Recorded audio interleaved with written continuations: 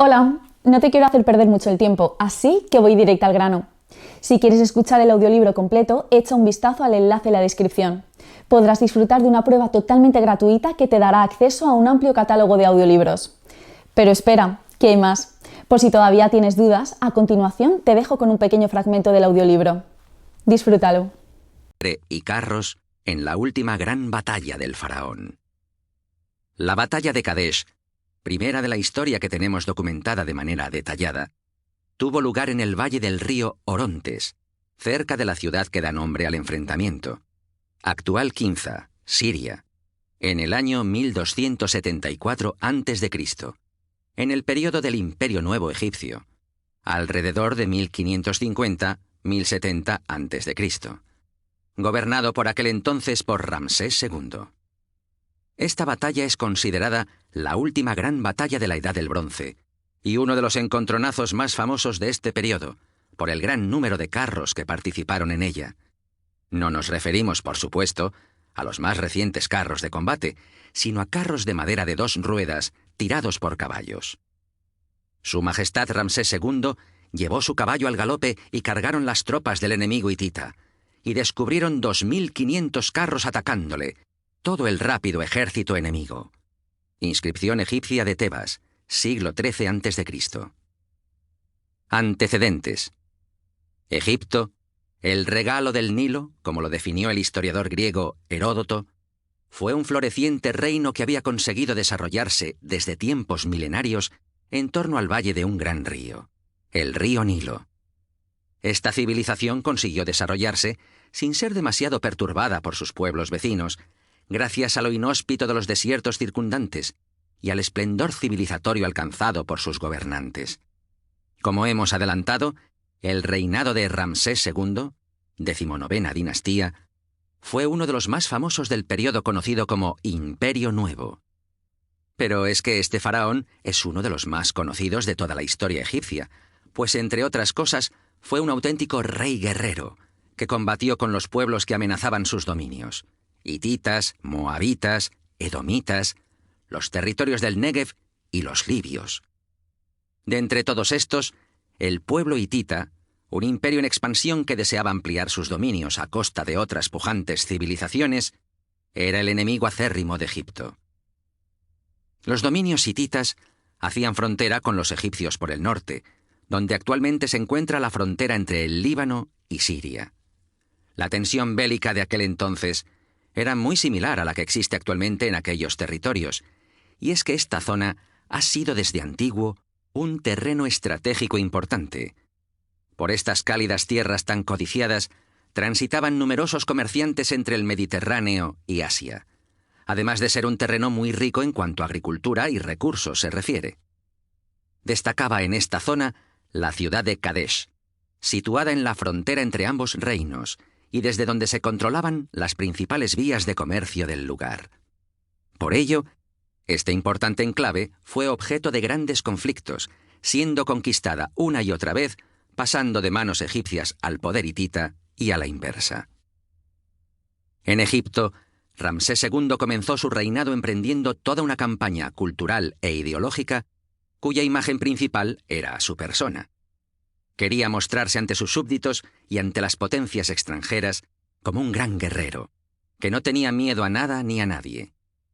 Por ello levantó numerosos monumentos y templos, donde era representado luchando o conduciendo un carro arrollando a sus enemigos. Para demostrar su valía y su capacidad de gobierno, se enzarzó en numerosos conflictos. En aquel tiempo, la importante ciudad de Kadesh estaba bajo dominio hitita, una situación nada favorable para los intereses del faraón. Ramsés II tomó entonces una importante decisión: reunir un numeroso ejército y avanzar hacia el norte para recuperar la ciudad de Kadesh. Gobernando a los hititas se encontraba el rey Muwatalli II, rey sabio y consciente de la importancia de Siria para su pueblo y sus intereses. El reino de Ati tenía problemas también con otros pueblos como los asirios, pero el joven rey procuró pacificar sus fronteras y, conociendo las intenciones nada amistosas del faraón, preparó un ejército para hacerle frente y acabar con su amenaza de una vez por todas. Esta época es oscura en cuanto a datos precisos, pero la historiografía más reciente calcula que el ejército de Ramsés II estaba compuesto por unos 20.000 hombres y unos 2.000 carros, mientras que el ejército hitita era mucho más numeroso, aunque menos profesional, compuesto por más de 30.000 soldados y 3.500 carros. Ramsés dividió su ejército en 4 divisiones, poniéndoles el nombre de diferentes dioses: Amón, Ra, Set y Ptah. Cada división poseía un cuerpo de carros que se solía situar en el centro de cada una. Estos carros, tirados por caballos, se desplazaban a poco más de 40 kilómetros por hora y eran capaces de realizar giros bruscos gracias al espacio entre sus ruedas. Cada carro, aparte de los caballos, llevaba 2 hombres, el auriga y un guerrero armado con arco y espada de bronce, pues debemos recordar que el hierro todavía no estaba presente en los ejércitos de esta época. Además, los egipcios poseían soldados especialmente entrenados para correr tras los carros y protegerlos pie en tierra cuando fuese necesario. Los carros hititas eran más pesados y lentos y en lugar de 2, llevaban hasta 3 hombres, lo que les otorgaba cierta ventaja a la hora del combate. Este miembro extra podía sujetar el escudo para proteger al resto de soldados que iban junto a él, o saltar al campo de batalla para apoyar al carro combatiendo pie en tierra, como hacían los corredores del ejército egipcio. La batalla. Hacia el mes de mayo de 1274 a.C., las divisiones de Ramsés avanzaron hacia la ciudad de Kadesh. Cuando se encontraban a apenas 11 kilómetros, se cruzaron con 2 nómadas que les informaron de que el rey hitita estaba en la tierra de Alepo, es decir, a 200 kilómetros de distancia. El faraón, junto a la división de Amón que iba en cabeza, decidió establecer allí su campamento mientras esperaban al resto del ejército. Sin embargo, se trataba de información falsa, transmitida por los propios hititas, una trampa urdida por el astuto rey Muwatalli, quien había ordenado a sus soldados que se ocultaran al otro lado del río Orontes, cercano a la ciudad. Más tarde, una avanzadilla egipcia capturó a varios soldados hititas, quienes acabaron confesando el paradero real de su ejército. El enemigo estaba cerca. Al conocer la posición del enemigo, Ramsés ordenó a sus oficiales que apresuraran la llegada de las otras divisiones. Pero el faraón cometió un error. Soltó a los prisioneros enemigos, quienes corrieron a avisar a su rey de la débil situación de los egipcios. Así, mientras el faraón se encontraba reunido con sus oficiales, planeando cómo podían resolver la delicada situación, los carros hititas cruzaron el río y cargaron contra el centro de la división Ra, que había acelerado su marcha y se encontraba cercana ya a la posición de Ramsés. Sorprendidos por el ataque, los egipcios de esta división se dispersaron en todas direcciones.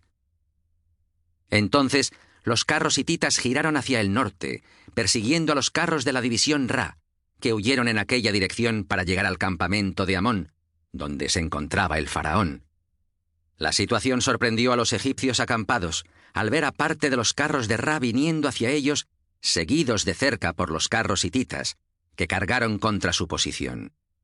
Aunque las defensas del campamento frenaron el ímpetu del ataque, el escenario no era nada favorable para los soldados del faraón.